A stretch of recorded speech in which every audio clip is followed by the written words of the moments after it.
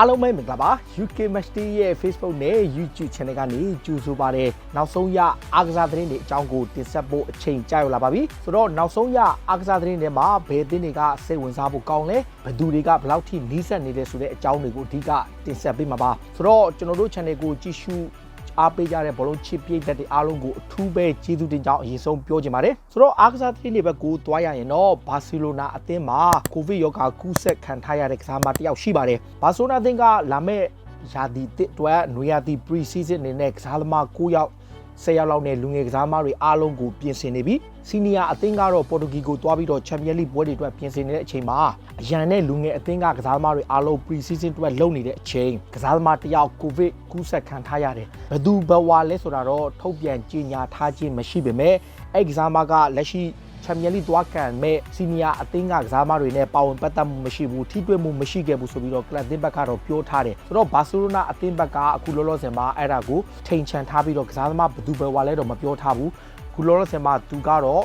့ဒီပြီးကြ14ရက်နေထိုင်နေပြီးတော့အခုပြန်ပြီး recover ဖြစ်ဖို့လုပ်နေတယ် COVID-19 နဲ့လာလီဂါကလပ်တွေတော်တော်များများ Valencia ဆိုလည်းဖြစ်တယ်ဟိုလောကအက်တလက်တီကိုမတ်ဒရစ်လည်းဖြစ်တယ်ဗျဒါလက်ရှိအနေထားပေါ့နောက်တစ်ခုကအခု Juventus ကနီးပြအပြောင်းလဲမှုရဲ့နောက်တမှာသူတို့ရဲ့ policy တွေသူတို့ရဲ့ plan တွေတော်တော်များများချိန်သွားတယ်ဗျအခုနောက်ဆုံးရအစောပိုင်းတုန်းက Chelsea ရဲ့ကွင်းလက်ကစားမဂျိုဂျင်ယိုကိုခေါ်ဖို့တစ်ချိန်ချိန်ကြိုးစားရင်းကအခုဆိုရင် Juventus ကသူ့ကိုမခေါ်တော့ဘူးအထူးသဖြင့်သူတို့ရဲ့အပြောင်းရွှေ့ policy တွေကို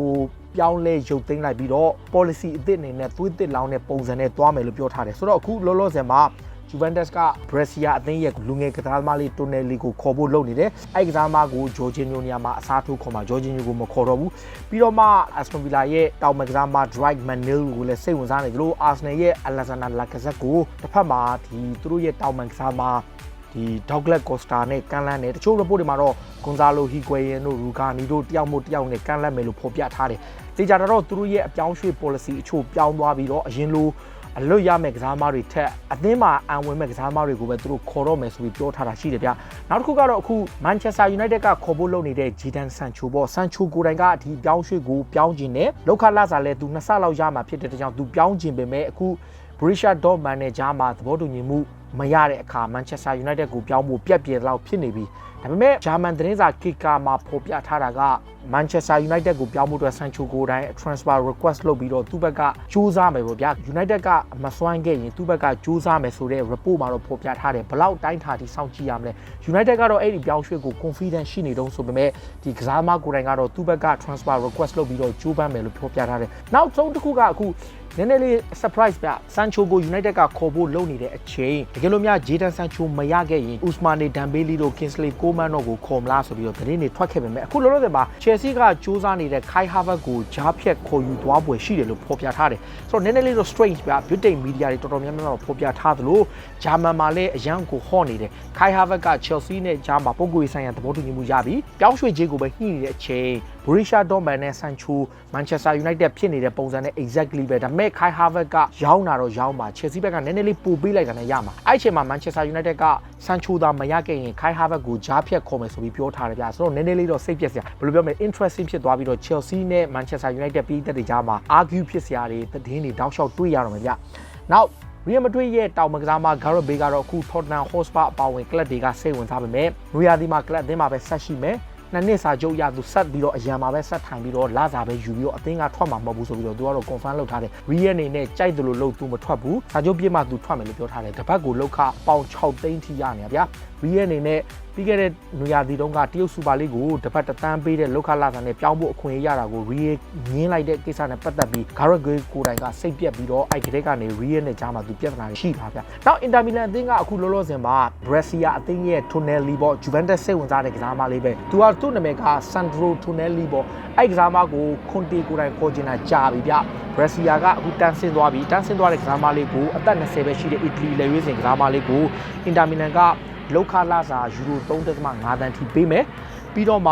အရခေါ်ဖို့လုပ်တဲ့ခါမှာ AC Milan တို့ Juventus တို့ Paris Saint-Germain ကိုကြော်ပြီးတော့ Inter Milan ကသဘောတူညီမှုရထားတယ်လို့ဖော်ပြထားတယ်ဒါပေမဲ့ပြောင်းရွှေ့ကြီးကတော့သူတို့ပြောပြချက်ရယူရိုတန်း20နဲ့30ကြားရှိမယ်ပေါ့ဗျာဒါလက်ရှိအနေထားပေါ့နောက် Chelsea ဘက်ကအခု Kai Havertz ကိုခေါ်နေတဲ့အချိန်တစ်ဖက်မှာလည်းအတိုင်းအတာတစ်ခုတီးပြဿနာတွေဖြစ်နေတဲ့အချိန်မှာ Chelsea ကအခု Aaron Ramsey ပေါ့ Juventus ကကွင်းလေကစားမှာ Aaron Ramsey ကိုခေါ်ခြင်းနဲ့ Ramsey ကို Juventus ကရောင်းမယ်လို့ပြောထားတဲ့ခါမှာ Chelsea အနေနဲ့ Aaron Ramsey ကိုခေါ်ဖို့လုပ်နေတယ်ဆိုတော့ Aaron Ramsey ဟာ29နှစ်ရှိပြီ Premier League အတွေ့အကြုံရှိတဲ့ကစားသမားတစ်ယောက်ဖြစ်မဲ့လောက်ခလာစာအရန်များတယ်ဗျဒါပေမဲ့ Chelsea အနေနဲ့ဒီ Ramsey available ဖြစ်တာကို Frank Lampard အနေနဲ့စိတ်ဝင်စားပါမလားဒါမှမဟုတ်ရှင်ပဲ Italy media တွေကရော Ramsey ထွက်မယ်ဆိုပြီးတော့ Juventus ကအလိုမရှိတော့ဘူးလို့ပြောခဲ့ကသတင်းလောက်တာလည်းဖြစ်ကောင်းဖြစ်နိုင်တယ်ဗျဒါပေမဲ့အခုလောလောဆယ်မှာတော့ Lampard ကတော့ဘာမှတော့မပြောထားဘူး Lampard အနေနဲ့အခုလောလောဆယ်မှာ club သင်းဘက်ကသူ့ကိုခွင့်ပြုချက်ပေးထားတာကနောက်ခံလူ Emerson ကိုရောင်းလို့ရပြီဒါအပြင် Marcos Alonso ကိုလည်းရောင်းဖို့စဉ်းစားနေတယ်တစ်ချိန်တည်းမှာ Atletico Madrid အပါအဝင် Premier League နဲ့ La Liga club တွေတော်တော်များများနောက် Serie A club တွေလည်းစိတ်ဝင်စားနေဒါပေမဲ့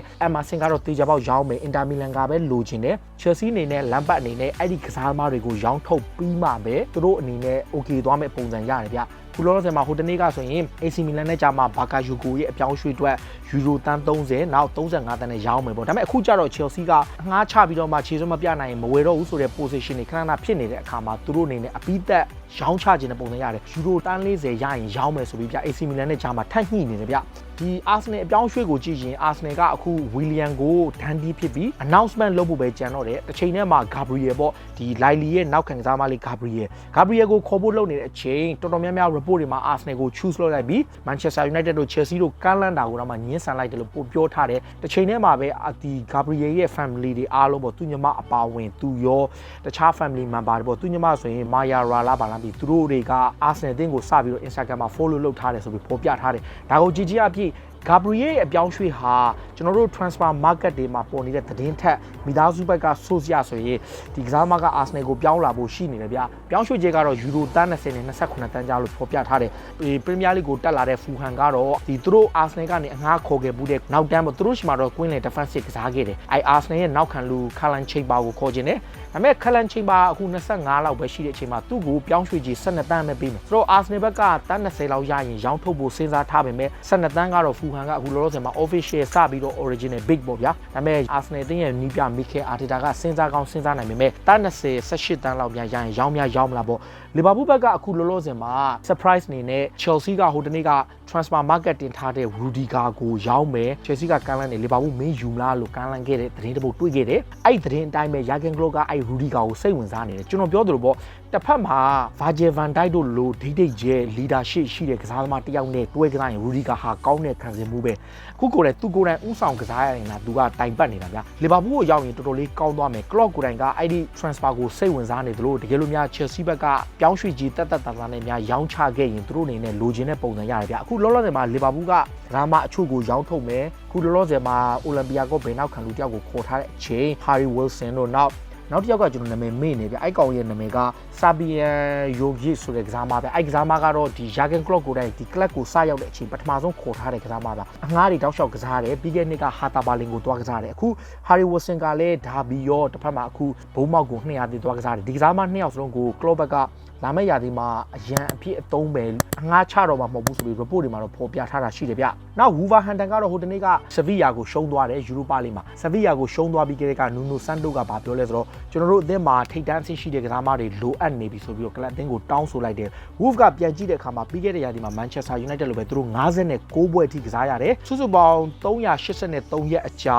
59ပွဲနိုင်ငံ10နိုင်ငံကိုပတ်ပြီး Europa League ကစားခဲ့အပြီးမှာသူတို့ quarter final မှာထွက်သွားတယ်ဆိုတော့လာမယ့်ရာသီမှာဒီထက်ပိုပြီးတော့ကလပ်အသင်းတွေနဲ့ဝယ်ယူဖြည့်တင်းသင့်တယ်ဆိုပြီးတော့တောင်းဆိုထားတယ်နူနိုဆန်တိုကိုတိုင်ကလပ်အသင်းနဲ့စာချုပ်သစ်ချုပ်ဆိုတော့မယ်မချုပ်ခင်မှာသူတောင်းဆိုတဲ့သဘောပါပြင်သစ်ကလပ်လီယွန်ရဲ့ဥက္ကဋ္ဌဖြစ်သူမီရှယ်အိုလက်စ်ကဘာပြောလဲဆိုတော့ဒီမန်ချက်စတာစီးတီးစိတ်ဝင်စားနေတဲ့ဟာဆန်အာဝါဆိုတဲ့ဒီကွင်းလေကစားမကိုသူတို့အနေနဲ့ရောင်းချဖို့စဉ်းစားထားပြီးသားဒီအာဂဇာဒရိုက်တာဖြစ်တဲ့ဂျူနီညိုကိုတိုင်လည်းဝန်ခံထားတယ်မန်စီးတီးဘက်က65တန်းနဲ့ကန်လန်းမှုရှိတယ်သူတို့အနေနဲ့ရောင်းချဖို့ပြင်ဆင်ထားပေမဲ့ဘလို့အတိုင်းတာထိဘလောက်အတိုင်းတာထိသူတို့လိုချင်လဲဆိုတာမသိဒါပေမဲ့မန်စီးတီးက interesting ဖြစ်နေတယ်စောပိုင်းတုန်းကတော့ Arsenal ပါသတင်းထွက်ခဲ့ပေမဲ့တကယ်တမ်းထက်ဝင်ကြိုးပမ်းလာတာမန်စီးတီးဖြစ်တဲ့အကြောင်းကိုဂျူနီညိုကတော့ပြောကြားထားတယ်ဆိုတော့Manchester City အနေနဲ့ David Silva နေရာမှာအစားထိုးနိုင်မဲ့သူတယောက်များတွေ့သွားနိုင်မလားပေါ့ Silva ကတော့အခု Lazio ကိုပြောင်းပြီဆိုတော့သူ့နေရာမှာအစားထိုးဖို့တဲ့ Man City ကလူရှာနေရဗျာနောက်တစ်ချိန်ထဲမှာပဲ Man City ဟာ Bayern Munich မှာအဆင်မပြေဖြစ်နေတဲ့လောက်ခလာစာအဆင်မပြေပဲတက်တန်းတိုးဖို့ခတ်နေတဲ့ Alaba ကို Man City ကစောက်ကြည့်နေတော့မယ် Alaba ကဘယ်တောင်ပန်ရောဆန်နဘတ်ရောကစားလို့ရတယ်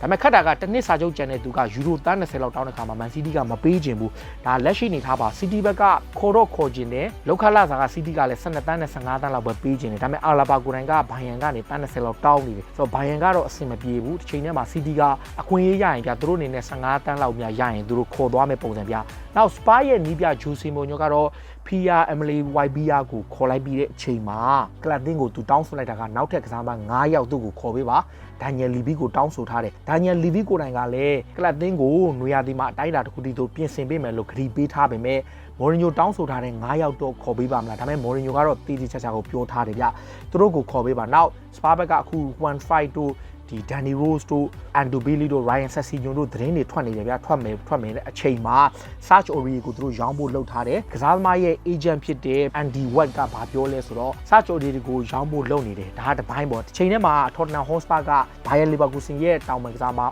Leon Bailey ကိုခေါ်ချင်တယ်Leon Bailey ရဲ့ agent က agent Watt ဆိုတဲ့အင်္ဂလိပ်လူမျိုးပြအဲ့ကစားသမားက Tottenham Hotspur ကိုဆက်လာပြီးတော့ဂျမေကာတောင်ပံကစားမ available ဖြစ်တယ်မင်းတို့ခေါ်မလားဆိုပြီးကန်လန်ထားတယ်ပြောင်းရွှေ့ကြီးကတော့တန်း40လောက်တော့ဘိုင်ယယ်လီဗာကူဆင်ကတောင်း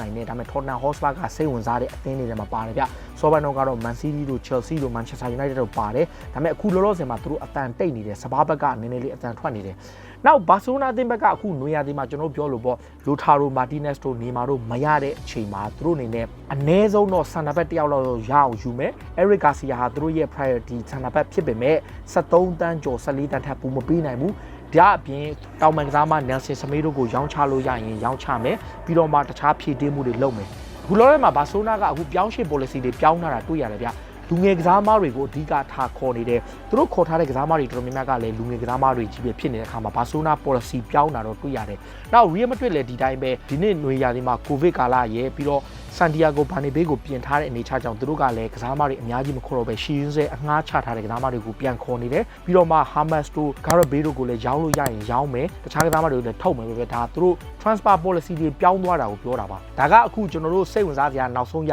အားကစားသတင်းတွေကိုကျွန်တော်တို့တင်ဆက်ပေးတာပါအခုလိုမျိုးစိတ်ဝင်စားစရာအားကစားသတင်းတွေကိုနားဆင်ကြတဲ့ကြည့်ရှုကျွန်တော် UK Matchday ရဲ့ Facebook နဲ့ YouTube Channel တွေကိုဝင်ရောက်အားပေးကြပါဦးလို့တောင်းဆိုပါတယ်ပြီးတော့ comment မှာလည်းဝင်ရောက်မှတ်ချက်ပေးရေးသားနိုင်ပါတယ်ကိုစိတ်ဝင်စားစရာအားကစားအကြောင်းအရာတွေကိုအဆင်ပြေ